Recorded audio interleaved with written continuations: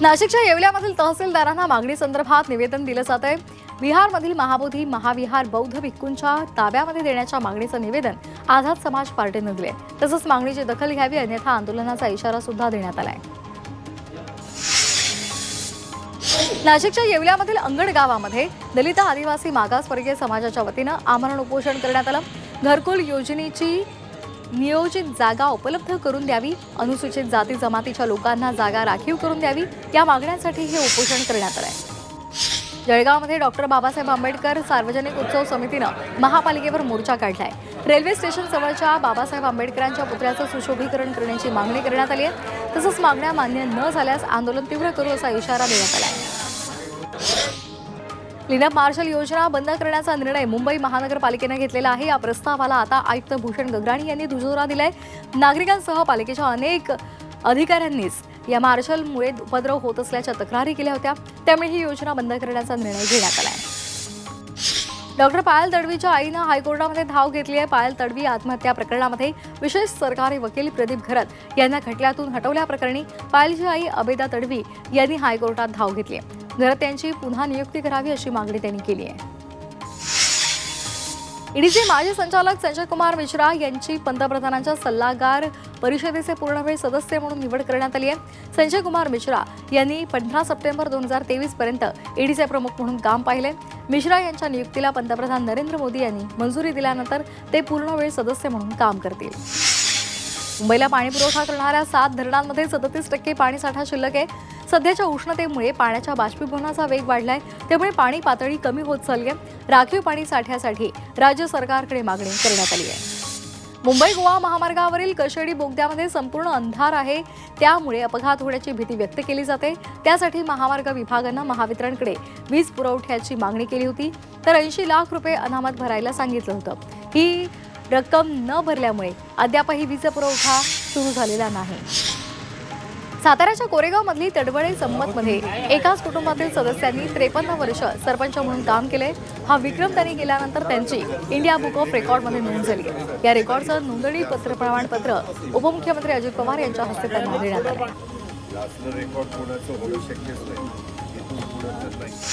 मुंबई विमानतळावर गांजा प्रकरणी मोठी कारवाई करण्यात आली आहे। या कारवाईमध्ये 8 कोटी 12 लाख रुपयांचा गांजा जप्त करण्यात आलाय, तर या प्रकरणी 3 अटक करण्यात आली आहे।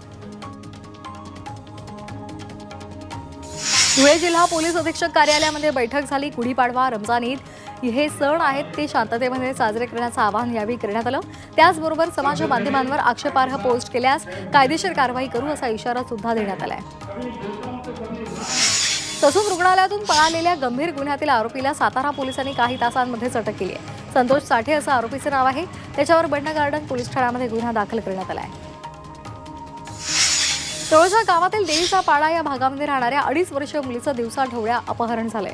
मुलगी घराबाहेर खेळत असताना अचानक ती गायब झाली। अज्ञात व्यक्तीनं भर दुपारी तिला पळवले। सध्या पोलीस तिचा शोध घेत आहेत।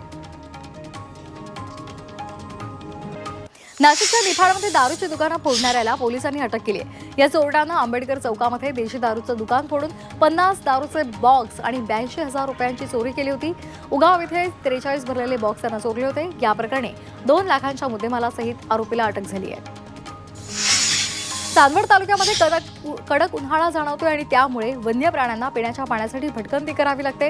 पाण्याच्या शोधामध्ये वन्य प्राणी मानवी वस्तीकडे येत आहेत, त्यामुळे जंगलामध्येच पाणवठ्याची व्यवस्था करावी अशी मागणी प्राणी मित्रांनी केली आहे। धुळे शहरातील श्री संस्कार गतिमंद बालगृहामध्ये दिव्यांग अनाथ मुली आकर्षक गुढ्या निर्मिती करतायत। या बालगृहामध्ये गतिमंद मुलींसाठी विविध उपक्रम राबवले जात आहेत। या गतिमंद मुलींनी सुंदर अशा गुढ्या साकारल्या आहेत।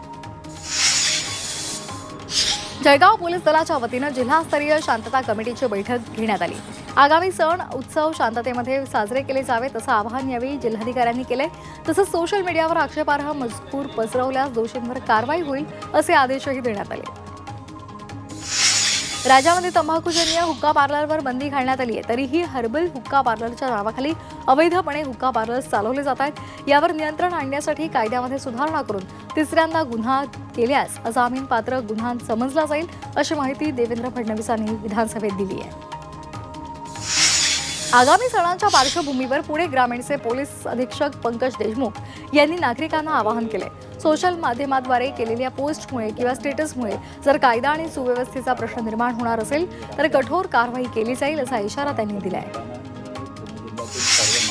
अकोल्यामध्ये वाहतूक अधिकारी वेगानं धावणाऱ्या गाड्यांवर कारवाई करत असल्याचा आरोप वंचित बहुजन आघाडीने केलाय। वेग मर्यादेपेक्षा अंशतः वेग वाढला तरीही वाहनावर कारवाई केली जाते असा आरोप त्यांनी केलाय। त्याचबरोबर हा प्रकार न थांबल्यास आंदोलन केलं जाईल असा इशारा देण्यात आलाय। सांगलीमध्ये गांजाची विक्री केल्याप्रकरणी कारवाई करण्यात आली आहे। या कारवाईमध्ये 8 लाखांचा 28 किलोचा गांजा जप्त करण्यात आलाय। 3 जणांना पोलिसांनी अटक केली आहे। मुंबईमध्ये वाहतूक पोलिसांनी वाहतुकीच्या नियमांचं उल्लंघन करणाऱ्या 65 लाख वाहन चालकांविरोधात कारवाई केली आहे। मात्र या कारवाईमध्ये केवळ 157 कोटी रुपयांची वसुली झाली आहे। 369 कोटी अद्याप थकलेले आहेत। बीडमधील पीएसआयचं निलंबन करण्यात आलं। या अधिकाऱ्यानं परराज्यामध्ये तपासाकरता गेले असताना पैसे घेत असल्याचा व्हिडिओ समोर आला होता। त्यानंतर या प्रकरणाची चौकशी केल्यानंतर अधिकाऱ्यावर निलंबनाची कारवाई करण्यात आली आहे। नवी मुंबई महानगरपालिकेच्या भरारी पथकानं 300 किलो प्लास्टिकच्या पिशव्या जप्त केल्यात। रिक्षा चालक प्लास्टिक घेऊन खारघरला जात होता। भरारी पथकानं 300 किलो प्लास्टिक पिशव्या जप्त केलेल्या आहेत। 5,000चा दंडही ठोठावण्यात आलाय। साताऱ्याकडील कराडच्या ओगलेवाडीमध्ये एमडी ड्रग्ज रॅकेट प्रकरणामध्ये कारवाई करण्यात आली आहे। या कारवाईमध्ये 2 आरोपींना अटक झाली आहे। या दोन्ही आरोपींना न्यायालयामध्ये हजर केलं जाईल। तसंच त्यांना पोलीस कोठडी सुद्धा सुनावण्यात आली आहे। सिने अभिनेता अरमान कोहलीच्या लोणावळ्यामधील घरामध्ये चोरी झाली आहे। कोहली इस्टेटमधील त्याच्या आलिशान बंगल्यामधून 1 लाखांची रोख रक्कम आणि 12 तोळ्यांचं सोनं चोरीला गेलंय। घरामध्ये घरकाम करणाऱ्या 2 नोकरांनी मिळून ही चोरी केल्याची तक्रार अरमान कोहलीनं पोलिसांमध्ये दिलेली आहे। छत्रपती संभाजीनगर शहरातील नवापुरा इथं एका व्यापाऱ्यावर गोळीबार झालाय। जमीन खरेदी विक्री करणाऱ्या हसेब मोहम्मद या व्यावसायिकावर अज्ञातानं पहाटे गोळीबार केला। जिन्सी पोलीस ठाण्यामध्ये या प्रकरणी गुन्हा दाखल करण्यात आलाय। फिर्यादीनं दुकान भाडेकरूवर संशय व्यक्त केला असून पोलीस आता तपास करतायत।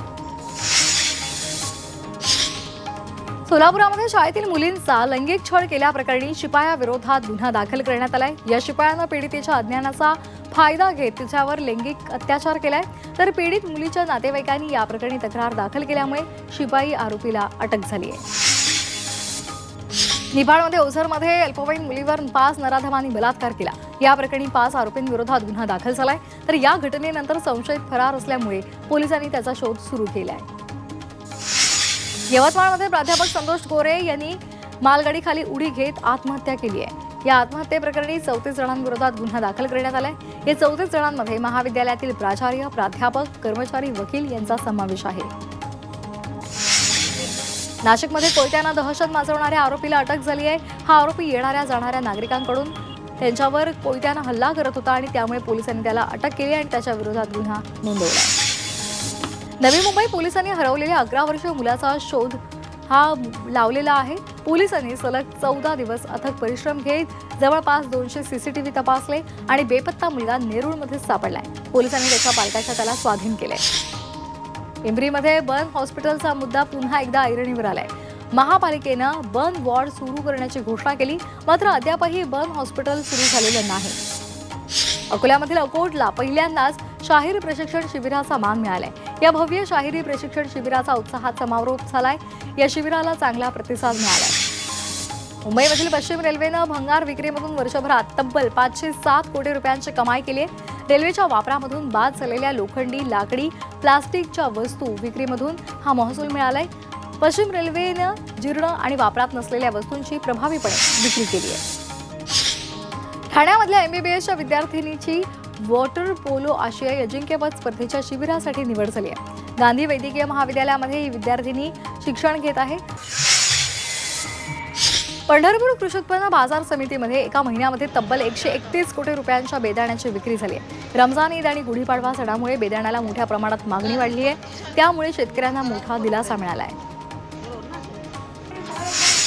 अमरावतीमधील नांदगावमध्ये वन्य प्राण्यांच्या हैदोसामुळे शेतकरी हैराण झालेत। या प्राण्यांमुळे शेती पिकाचं मोठं नुकसान झालंय।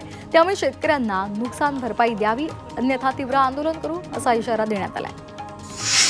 नवी मुंबई एपीएमसी मार्केटमध्ये 1 एप्रिल ते 10 मे हापूसची आवक होणार आहे।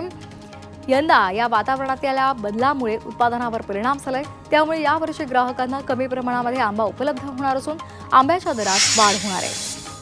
नाशिकमध्ये कांद्याच्या उत्पादनात 30% वाढ झाली आहे। गेल्या 26 वर्षातील कांदा लागवडीचा उच्चांक गाठलाय। कांदा लागवडीमध्ये वाढ होऊन सध्या तिप्पट क्षेत्रावर कांदा लागवड केली जाते। रशिया युक्रेन युद्धासंदर्भात मोठा निर्णय झालाय।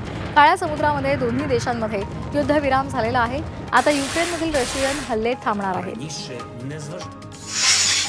इराणनं आपली ताकद जगाला दाखवून दिली आहे। इराणनं मिसाईल सिटीचा व्हिडिओ व्हायरल केलाय। यामध्ये जमिनीखाली हजारो बॅलिस्टिक क्षेपणास्त्राचा साठा दिसतोय। तसंच लष्कर प्रमुख आणि हवाई दल प्रमुख सुद्धा दिसत आहेत।